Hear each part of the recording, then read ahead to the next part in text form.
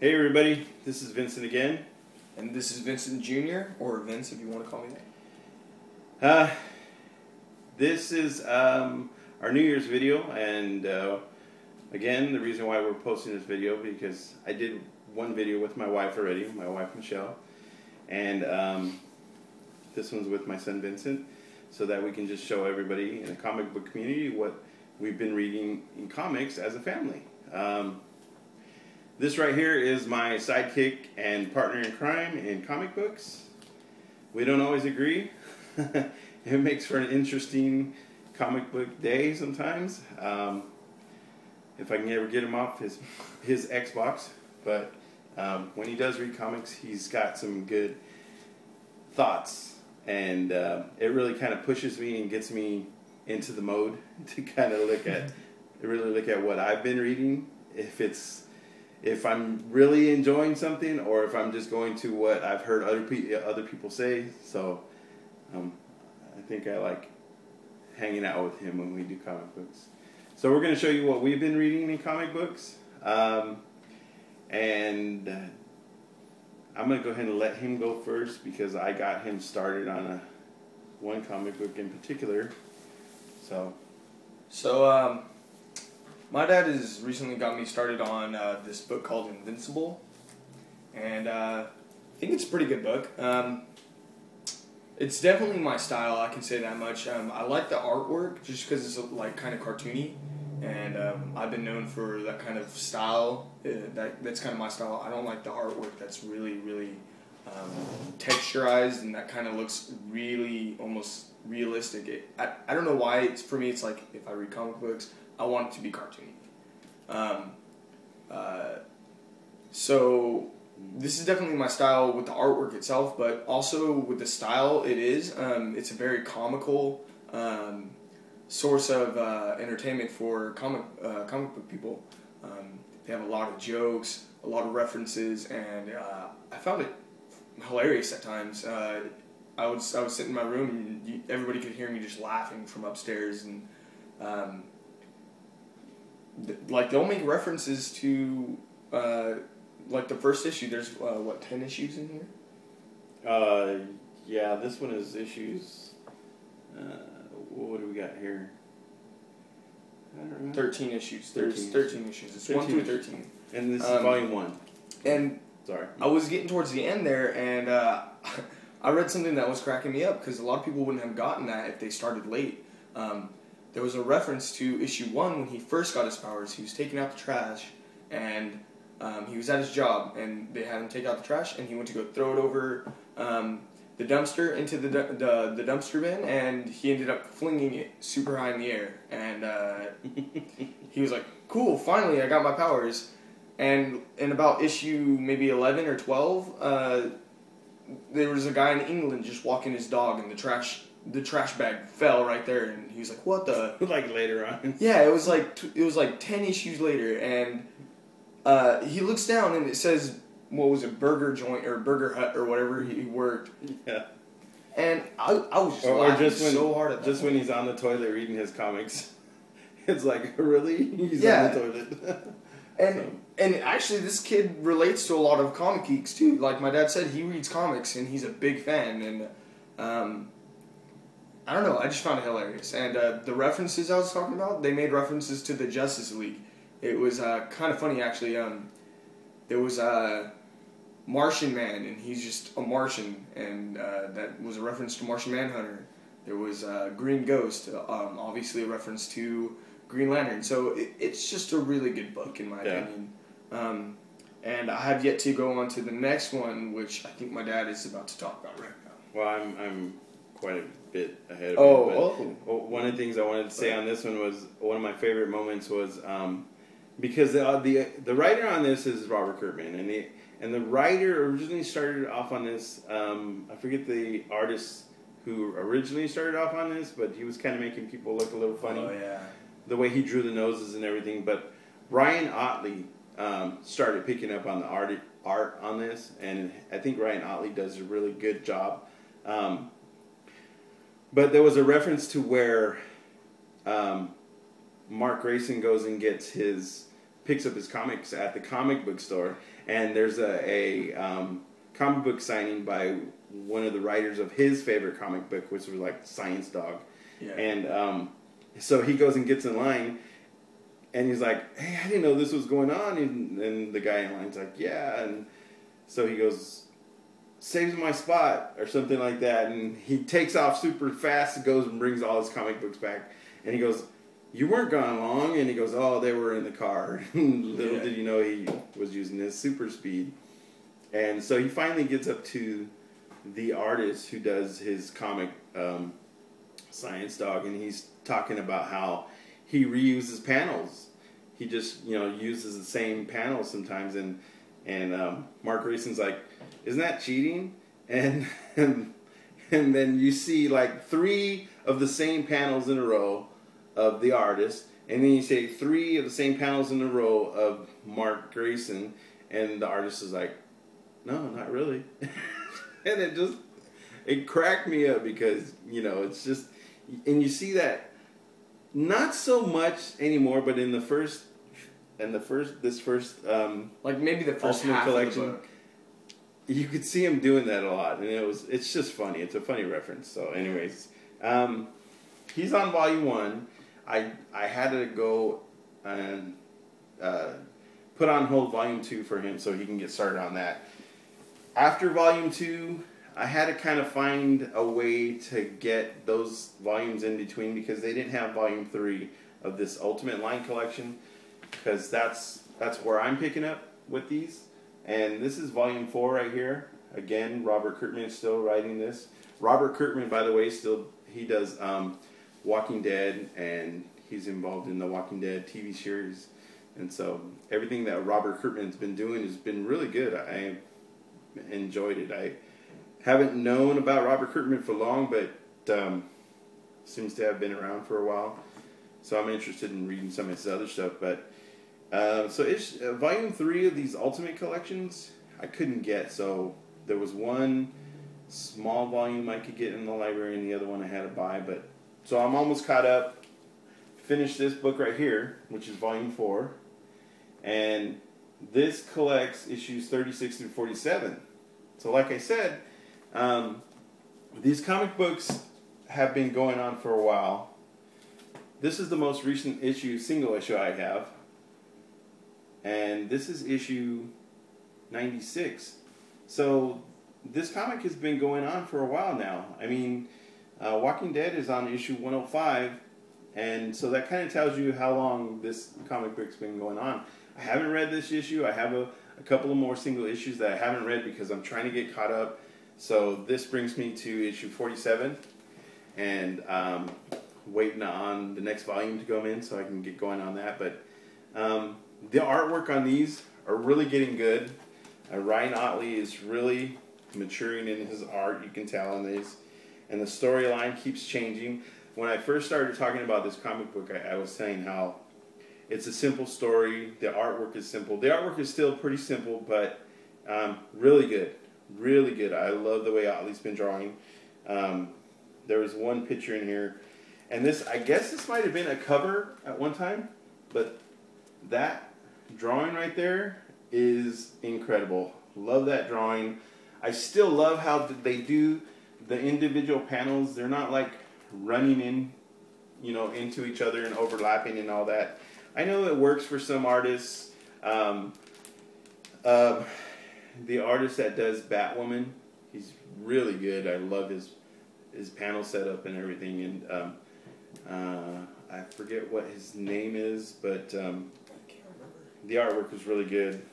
And see, in Invincible, you have this simple, just a retro type of comic book art, and I've really been enjoying it. So, and for those of you that, when I was saying that the artwork is very cartoony, for those of you that are saying, "Oh, it must be like for kids and stuff," like, no, it's actually pretty gory. If you read some of these things, blood. There's spoilers if you haven't read them, but there's an issue where Mark's dad betrays their Guardians of the Globe, which is essentially their Justice League, and he rips one of the main members' heads off. Yeah. And it was pretty graphic. It was or pretty punches cool. right through his body. Oh, that was the second time around. But yeah, it was pretty crazy. So so just in case you were thinking, oh, I don't want to read that, it's probably for kids. No, it's definitely for a slightly mature audience. Yeah. So we suggest everybody go pick up Invincible. It's one of the better comic books out there, and we're going to move on to our next comic book, which this comic book, I never really was a fan of. I started watching a lot of Minutia Minutes videos, and he talks a lot about Batman. And so I started getting into Batman, and I hear a lot of people who like Batman, and then again I hear a lot of people who he's not really their cup of tea, but it seems to be with Batman, either you like him or you don't like him. So, but I've been really coming to appreciate Batman, and I'm reading all of Scott Snyder's run on Batman, and I currently picked up this nice #1 first printing issue of the new 52 Batman, and it's in a glass casing and framed, and it's really nice. I should have brought it down here, but I forgot. But because of the death of the family storyline that's been going on, I went back and I picked up this right here. This is Detective Comics, and this is volume 1 through 7. And the very first issue on this book tells you what happens to Joker and his face, and how it didn't get ripped off; it got surgically cut off by a guy named Dollmaker, and that's the last you've seen of the Joker. And then the rest goes on to tell about how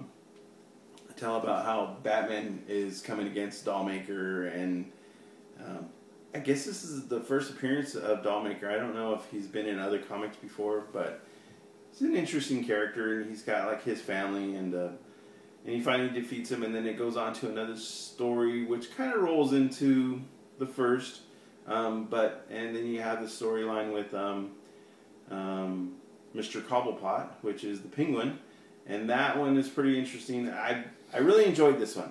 I think the artwork on this was really good. Tony Daniels, I guess, is the writer, but I don't know who the artist is on this because, well, I haven't really bothered to look because I just read it like last night. So, but I did finish it, and I think the artwork on this has been amazing. I don't know if you see that too well, but it's really dark. I mean, there's not a lot of color in it. Batman comics are usually pretty dark. But it's been really, really a good comic for me. And I did go back and I bought an older comic book that I heard a lot of good things about. This comic book was written in 1987, and I read it. I enjoyed it, but I'm going to get into that more because I want to have my son talk a little bit about, because I actually got him to read it. All right. Well, first off, I'm going to say straight out, I am not a Batman fan. I really never have been. I stick to more of the people who actually have powers. And yes, a lot of people hate the fact that people point out, oh, he doesn't have any actual powers. He just uses all his money, and his suit is just from, I don't know, from him, from his money, basically. But I don't know. I feel like those are valid points to why he's not a good hero. But I will say, yeah, he does have wits, and those... He's awesome. Okay, those are pretty cool features. I've always been known to stick to the intellectual side, but I don't know, I just don't like them. But my dad got me to read the infamous Killing Joke, as you can see right here. Now, with this one, I was a little bit on the fence. I was 50-50 with it. I liked it because it went into kind of the origins of the Joker, but it also told the story, or showed the story of that famous scene of Barbara Gordon being paralyzed. She gets shot in the spine by the Joker, and I mean, I've heard about this event. I've kind of seen it a little bit, but it was like maybe slightly inaccurate. It was off of Birds of Prey, the old TV show. Oh yeah. But the one season show. When I finally read this, I saw that it was the actual moment when this happened, and for that reason alone, it got me up to that so-called 50% that I was talking about, 50-50. Joker's in his Hawaiian outfit. And his Bermuda shorts, and that was hilarious to me. Yeah. Like I said, I'm a very comical reader. I've been reading a lot of Deadpool, so that's my style, and I kind of like this comic book because of that. However, it might be just because of how old I am, and this was out of my age. Even though I was born when this was written, right? No. No, okay. No, never mind. No, that is definitely out of my age. But the one thing I was kind of against is just the artwork. I didn't like the way they did Batman. And that was the time when he was the Dark Knight, right? When he had the super pointy ears. His suit was almost slightly blue. It was like black bluish. But I didn't like the artwork. They gave him this huge butt chin. I was like, whoa, what is this? I didn't like that part too much. I will say this. Because it's an origin story, mainly for Joker. It gets kind of wordy. It's not really action intense. So, I can see where he's coming from that. From that point of view, yeah. It was kind of like, But, for the story, because I like the storyline, that's, my main thing. And I kind of like that retro Batman look because, it's kind of from my time. Because he's old. Anyway, yeah. So. But the main reason why I didn't like it is because this was a really dark comic book. I mean, up here in the corner it says, I love The Killing Joke. It's my favorite. It's the first comic I've ever loved. And that was a quote by Tim Burton. And I'm not a Tim Burton fan. I dislike everything Tim Burton.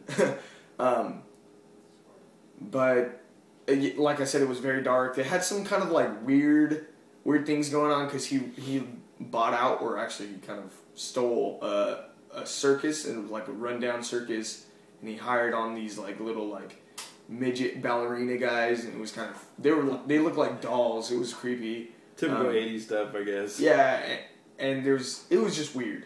Like I said, probably because it's out of my time. But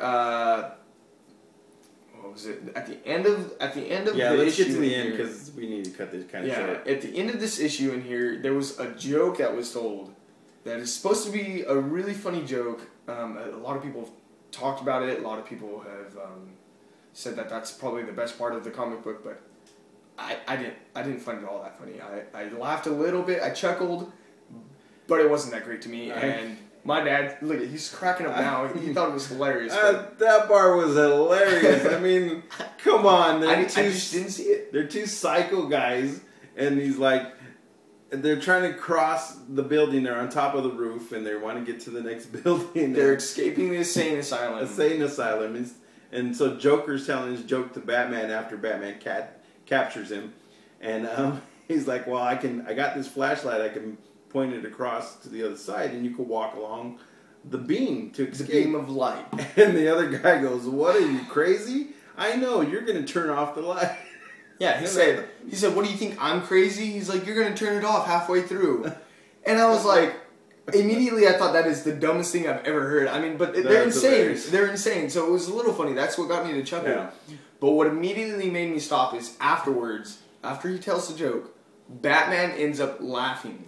Oh yeah, Batman's a little smirk. And Batman never laughs. And although I hate Batman, I know that's completely out of his character. And I was just like, I was like, wow. I mean, I just didn't like that. I was like, and so I hate Batman, but I mean, if they're going to make Batman, they should make him to his character. Yeah. But I mean, they're the writer; they can do whatever they want. So it was just my preference, I guess. Yeah. So I don't know. I just didn't like it. Yeah. So, anyways, I don't want to make this video too long. I don't even know if I can post a long video, but I'm